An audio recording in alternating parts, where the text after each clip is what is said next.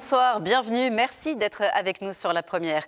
À la une de l'actualité, un déchaînement de violence à Faa hier soir. 2 femmes d'une même famille ont été poignardées. La plus âgée est décédée, la deuxième a été évacuée à l'hôpital. L'auteur présumé des coups a été arrêté. La frappe n'a pas réussi à mobiliser ce matin. Seule une centaine de fonctionnaires se sont retrouvés devant la présidence. Le syndicat a donc mis fin à sa grève ce midi, mais il prévient, le combat n'est pas fini. Les habitants de Hivaoa auront bientôt l'eau potable à domicile. Un grand chantier est en cours et il pourrait inspirer d'autres îles, d'autres territoires ultramarins. La Polynésie est innovante dans bien des domaines, a déclaré le ministre Manuel Valls lors de sa visite aujourd'hui. Nous serons à Hivaoa avec Ayata Tarahu. Les meilleurs surfeurs locaux ont 2 tickets à gagner pour la Tahiti Pro le mois prochain. Les trials ont lieu ce week-end à Te Ahupo. Et pour la première fois, les femmes vont aussi participer à ces qualifications. On en parlera avec notre invité Max Wazna, le président de la Fédération tahitienne de surf. Et puis c'est reparti pour les meilleurs groupes du Heiva. Nouvelles répétitions, recherche de végétaux pour les costumes. 11 groupes de danse et de chant ont été primés hier soir, dont Tevaitai et Reo Papara. Ils seront donc de retour à Toata demain et samedi soir pour les soirées des lauréats. Le drame s'est déroulé hier soir sur les hauteurs de Pamatei, à Faa. 2 femmes ont été poignardées par un homme d'une vingtaine d'années. L'une est décédée, l'autre victime a été évacuée à l'hôpital. Le quartier est sous le choc aujourd'hui. Maroki Duri et Teiva Ribé. J'ai vu les sang partout aussi, on ne sait pas derrière leur tête. Ils se sont fait poignarder du bas jusqu'à la tête. Le moindre indice est minutieusement prélevé. Les gendarmes de l'identification criminelle sont sur les lieux pour tenter d'élucider cette affaire. Aux alentours de 20 h, hier soir, un jeune homme a agressé à l'arme blanche 2 femmes de sa famille, dont une touchée mortellement. Tout le quartier entend les cris. Un oncle, 4e personne du foyer, aurait essayé de maîtriser l'agresseur. Des voisins interviennent. Quand il nous a vus, c'est là il est sorti, il a couru dehors. Il est venu là, puis il est venu aussi agresser notre mamie là ici. La mamie qui habite là. Elle a donné un coup de poing à la mamie aussi. Tous les jeunes du quartier se sont mis à lui courir dessus et à lui rouer de coups. Jusqu'à l'arrivée de la gendarmerie. Les passants, les conducteurs de véhicules se sont arrêtés. On a essayé tant bien que mal de les arrêter. Mais ils ne se sont pas arrêtés et criaient très fort. Pourquoi tu as tapé notre mamie? Tu n'es pas du quartier, qu'est-ce que tu as tapé notre mamie? Et c'est là nous on a couru après le gars. Et puis comme ça, nous, quand on a réussi à l'attraper, c'est juste là. Ce matin, des prélèvements ont été effectués et des témoignages recueillis dans le cadre de l'enquête. Un litige foncier serait à l'origine de ce déchaînement de violence. La grève n'aura pas duré. La frappe a mis fin à son mouvement vers midi après seulement quelques heures. Il faut dire que le syndicat avait déjà renoncé à bloquer les aérodromes. Les précisions de Nicolas Suire et Mirko Vanfo. Le trafic aérien n'a pas été perturbé. Conformément à ce qu'ils ont annoncé mercredi, les pompiers n'ont pas bloqué les aérodromes. Nous, au niveau de la frappe, en tout cas les pompiers, on a pris la décision de ne pas fermer. Parce que là, des emplois, c'est clair. Diana Chinchoy de Tahiti Neutral nous dit écoute Gérard, bon je la connais un peu, on vient de sortir du Covid, on était à 2 doigts de faire un dépôt de pilon et là où partent en grève les pompiers, c'est 120 emplois, je suis obligé de licencier dans les semaines qui viennent. Ce matin, un piquet de grève a été installé devant la présidence, tenu par 92 agents de la fonction publique. Il fallait qu'on montre aussi au président et à toutes les personnes que le mouvement n'est pas que du mouvement de la frappe, mais vraiment une demande de l'ensemble des établissements de la fonction publique. Et du coup, c'était de montrer aussi qu'on était là pour soutenir le point d'indice qui a été notifié pendant le préavis de grève qui est tombé. Compte tenu de la stérilité des négociations et de la perte de leur arme principale, c'est-à-dire le blocage des aérodromes, les dirigeants de la frappe ont décidé de lever la grève en fin de matinée. Le syndicat annonce désormais vouloir se focaliser sur les négociations de la réforme de la fonction publique territoriale. Aujourd'hui, on a des promesses de réforme complète du statut et de refonte totale pour ce qui est cadre d'emploi, ISS et promotion interne et formation, etc. etc. Mais aujourd'hui, ce sont des promesses et on n'a pas aucune garantie de ce qui va être fait. Donc on espère que ça pourrait être fait dans les meilleures conditions et régler vraiment tous les dysfonctionnements qui sont constatés dans de nombreux services aujourd'hui. Un séminaire à ce sujet est prévu pour le mois d'août prochain. Manuel Valls sur la Terre des Hommes, le ministre des Outre-mer a passé la journée à Hivaoa avec une visite du site Upeke, ce lieu sacré qui abrite de nombreux tikis et qui fait partie des trésors inscrits sur la liste du patrimoine mondial de l'UNESCO. Et justement, la COUDIM a fait passer son message au ministre. Les Marquises veulent que le coordinateur de l'UNESCO reste sur place, que sa mission soit donc prolongée. Autre temps fort de la journée, la visite du chantier qui doit permettre aux habitants de Atuona d'avoir l'eau potable à domicile. Reportage de Ayata Tarahou et Mélissa Chang. Cette eau, si claire en apparence, semble parfaitement consommable, mais elle ne l'est pas. Ça sert à laver la vaisselle et puis laver le linge, mais il faut attendre qu'on c'est clair, c'est clair l'eau. Parce que l'eau ici, elle n'est pas propre? Non. Pour avoir accès à de l'eau potable, ces habitants doivent se rendre aux fontaines publiques installées dans chaque village. Des installations parfois rudimentaires. C'est pas potable l'eau à la maison. Mais ça vous dérange pas de payer quand même, vous payez 1000 francs par mois l'eau qui vient dans votre maison. Ça vous convient? Oui, comme c'est 1000 francs, on les parle par litre. Mais bientôt, leur quotidien devrait changer. En priorité, celui des habitants d'Atuona qui regroupe à eux seuls 80% des administrés. L'an dernier, la commune a lancé un chantier d'envergure. Première étape, capter l'eau dans les vallées et l'acheminer sur 7 km jusqu'ici. La phase 4 est en cours. On parle d'une eau de rivière, et ici on sait que les eaux de rivière, des fois, c'est chocolat. Et donc, pour pouvoir traiter cette eau-là, on va utiliser une unité de traitement qui est ici, où on va injecter en fait des réactifs. Ces réactifs vont permettre d'agglomérer les saletés qu'il y a dans l'eau. Toutes ces saletés, on va pouvoir les décanter, on va filtrer et enfin, on va pouvoir juste la désinfecter, on aura une eau potable. Cette ingénierie, inédite en Polynésie, à l'exception de l'archipel de la Société, pourrait devenir une référence dans l'ensemble des Outre-mer. La Polynésie est innovante dans bien des domaines, nous le voyons bien, notamment par rapport au changement climatique, à la montée des eaux, aux traits de côte, aux risques naturels et sismiques. Mais nous avons des problèmes d'eau partout aujourd'hui, sur tous les territoires ultramarins pour des raisons différentes. C'est vrai aux Antilles, mais c'est vrai évidemment aussi à La Réunion, qui a connu une période sèche qui n'était pas prévue sur une partie des territoires. Et bien sûr à Mayotte, où nous avons engagé des travaux très importants, mais qui donneront leur effet dans 2-3 ans. Donc d'ici là, oui, je regarde tout ce qui peut être utile en termes d'équipement. Dès 2026, les habitants devraient disposer de l'eau potable directement à domicile. Et ce chantier de potabilisation de l'eau a été financé à hauteur de 216 millions par l'État et le pays. La commune, elle, n'a participé qu'à hauteur de 24 millions. Et après ces visites très politiques, place à la fête avec la population. Manuel Valls a été accueilli sur la place Pépéou en fin d'après-midi. Cela faisait un mois que l'île préparait cette visite. Le ministre des Outre-mer s'est exprimé devant les habitants. On retrouve sur place Ayata Tarahou. Oui, l'accueil populaire est désormais terminé ici à Hivaoa, un moment empreint d'émotion. Beaucoup de partage culturel, un moment salué également par le ministre des Outre-mer qui a rappelé l'attachement de la France à la Polynésie, mais et aussi et surtout aux Marquisiens. Aujourd'hui, plusieurs visites protocolaires ont eu lieu, plusieurs visites de sites stratégiques et culturels aussi. Les Hakaiki ont également pu partager leurs doléances à Manuel Valls. Et pour en parler justement, le député de la Polynésie, Mwerani Frebo Yarana. Yarana Kauhanui. Alors, lors de ces échanges, il a été beaucoup question de financement, d'appui financier de l'État. Vous, en tant que député polynésien et particulièrement des Marquises, on approche de la session budgétaire. Vous allez voter le budget à l'Assemblée nationale. On sait que l'État, les finances de la France ne sont pas dans un bon état.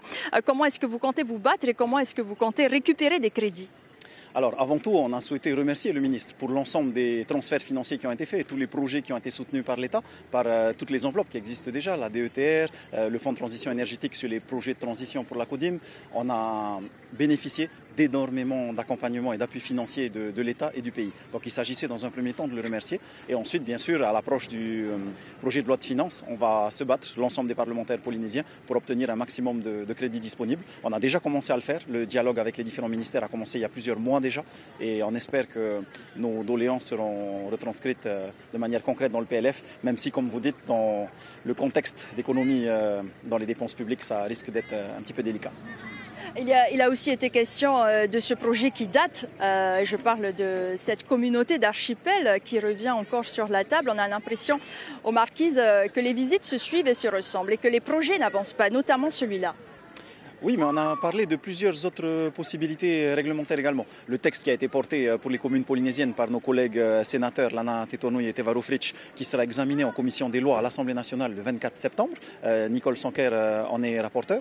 Moi, je serai désigné responsable de texte pour mon groupe politique à l'Assemblée et on va se battre pour pouvoir le faire passer. C'est déjà un premier pas, une première étape intéressante pour régulariser dans un premier temps les pratiques communales existantes et surtout, ça ouvrirait la perspective aux différentes communes de Polynésie de contribuer et pas de venir être en concurrence avec le pays, mais de pouvoir mettre en place aussi des projets de développement harmonieux en partenariat avec le pays. Et il faut que le pays le comprenne. Et vous pensez que ce projet aboutira un jour ? Vous ne lâchez rien, en tout cas. La CODIM ne lâche rien, visiblement. Oui, bien sûr. La CODIM n'a pas d'obsession sur la communauté d'archipel. Les choses ont bien été expliquées. On parle d'une véritable problématique. Et on a exposé plusieurs exemples. On a par exemple le musée des arts marquisiens, où on n'arrive pas aujourd'hui à obtenir les financements et où la commune n'est pas compétente pour intervenir. On a aussi le projet d'aire marine protégée. Vous avez vu, les annonces ont oublié complètement les Australes et les Marquises. Le président l'a dit lui-même cet après-midi. Et il va tenter d'y remédier dans l'année qui vient. Mais à un moment donné, quand les projets ne se mettent pas en place, quand les Marquisiens attendent trop longtemps, c'est normal qu'ils cherchent derrière des perspectives d'évolution institutionnelle pour que les projets soient mis en place de manière réelle et que les habitants des Marquises en ressentent directement les impacts. Pour terminer très rapidement, vous avez également demandé à l'État de mettre en place des moyens supplémentaires ou en tout cas de renforcer la sécurité, la surveillance maritime aux Marquises. Et l'actualité nous rappelle que la Polynésie effectivement est sur la route du trafic. Est-ce que cette demande a été entendue ? Oui, le ministre a bien entendu la demande. C'est sûr qu'avec l'actualité et les 1 tonne de drogue qui ont été saisies à Nkoiva, forcément ça inquiète beaucoup nos élus marquisiens et on les comprend. Mais on a fait aussi beaucoup de demandes peut-être un peu plus concrètes et structurantes, notamment dans le domaine énergétique. Les Marquises ont besoin pour mener à bien leur transition énergétique de 3,5 milliards. Donc le fonds de transition énergétique annoncé par le président de la République est aujourd'hui insuffisant et on se bat pour réalimenter l'enveloppe pour que les Marquises et les autres archipels de Polynésie puissent enfin investir plus dans les énergies renouvelables. Merci beaucoup, Mouirani Frébo, pour toutes ces explications. Voilà, la visite aux Marquises s'achève donc demain matin à direction Rangiroa, au Tuamotu. Merci beaucoup et merci à Mélissa Chong derrière la caméra. Encore un mot sur cette visite du ministre des Outre-mer avant de se rendre aux Marquises. Manuel Valls s'est entretenu hier soir avec Gaston Floss à la résidence du haut-commissaire. Vous voyez cette photo des deux hommes avec donc le haut-commissaire Eric Spitz et Pascal Haïti Floss, présidente du Tahoe Tato. La décision est tombée concernant Starlink. Oui, on peut importer une antenne en Polynésie. Ce n'est pas illégal, mais le tribunal administratif précise qu'il reste interdit de l'utiliser pour se connecter à Internet. La justice avait été saisie par un particulier. On va maintenant passer un peu de temps en mer avec d'abord ces informations. Si vous voulez profiter du passage des baleines ces prochaines semaines, les règles sont plus strictes cette année. Pas d'approche à moins de 100 mètres en bateau. Interdiction d'observer les baleines à l'intérieur du lagon. Le nombre de bateaux est aussi limité. Tous les détails sont à retrouver sur notre site internet polynésie.lapremière.fr. 1 an après son titre olympique, Kaoli Vast a déposé ses empreintes sur l'Anglet Surf Avenue dans le sud-ouest de la France.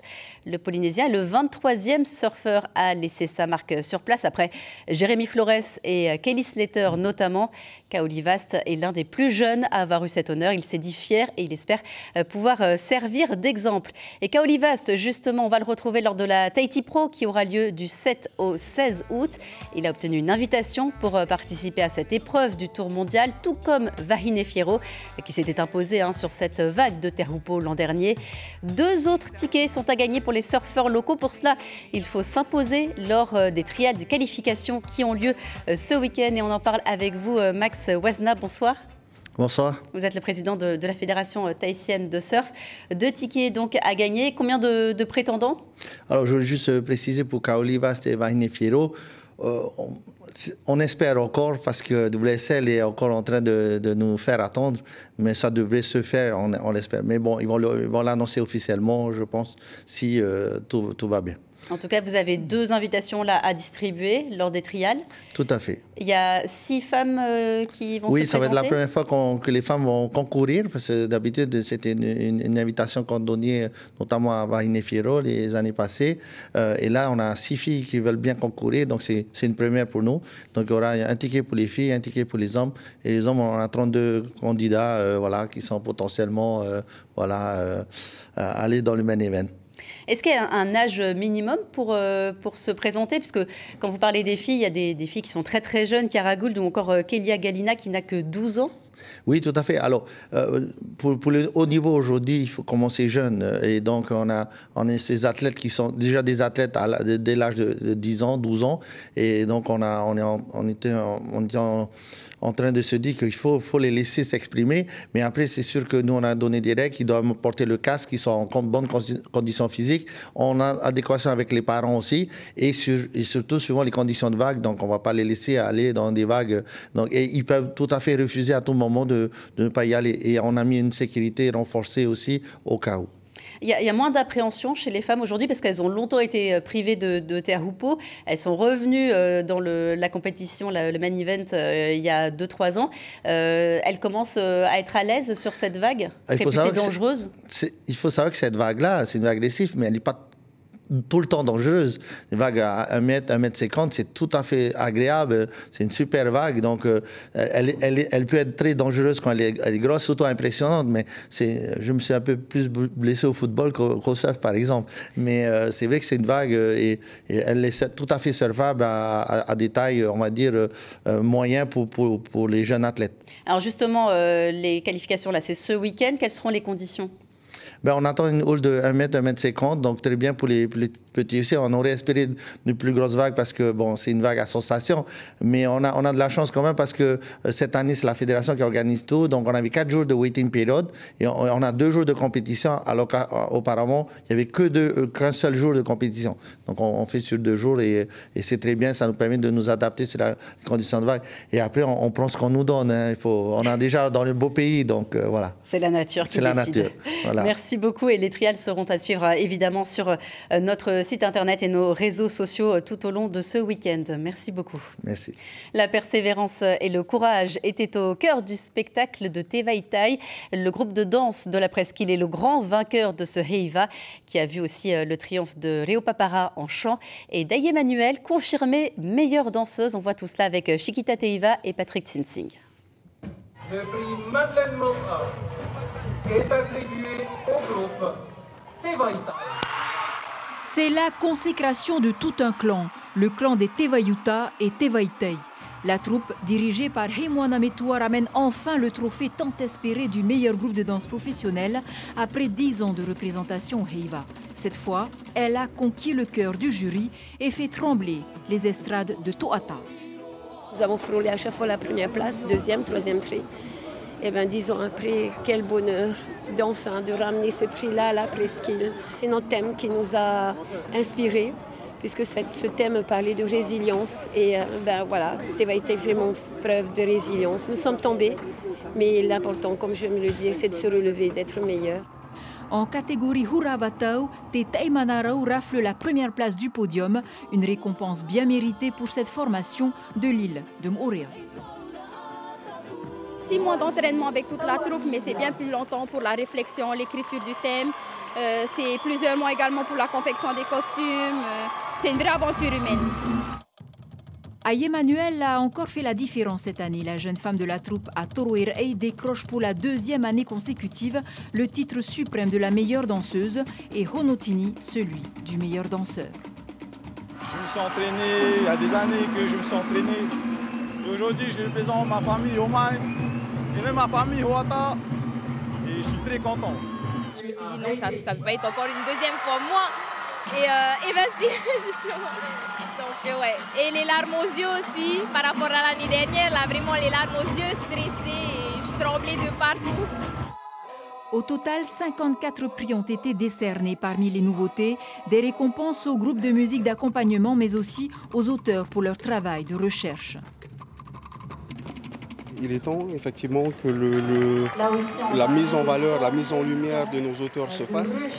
En 2025, effectivement, on est très heureux. Enfin, en tous les cas, moi, je me sens tellement humble de recevoir toutes ces récompenses.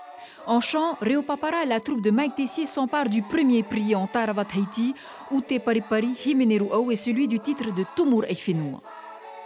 Il a eu l'audace de faire de nouvelles mélodies. Certains ont pu reconnaître le Bachel Bell. Et on a aussi utilisé une chanson religieuse qui s'appelle Oceans. Et finalement, on a été récompensé aussi pour le Himeneru Au. Le Heivait Haiti 2025 aura permis à pas moins de 5000 artistes de créer et de faire vivre leur culture. Et c'est la fin de ce journal dont je vous rappelle l'information principale. Une femme a été tuée hier soir à Fa'a, une autre a été évacuée à l'hôpital. Elles ont été agressées à l'arme blanche. L'auteur présumé des coups est un jeune homme d'une vingtaine d'années. Il a été arrêté. Demain et tout au long du week-end, vous aurez le plaisir de retrouver Cybèle Plichard pour vos journaux. Et tout de suite, sur la première, un nouvel épisode de Paris Fénois, puis la 7e soirée du Heiva Iborabora en direct. Ce soir, place au concours du meilleur danseur, de la meilleure danseuse et du meilleur couple. Et on se quitte sur des images du Heiva Itaiti, extrait du spectacle du grand gagnant en danse, Tevaitai. Excellente soirée à tous.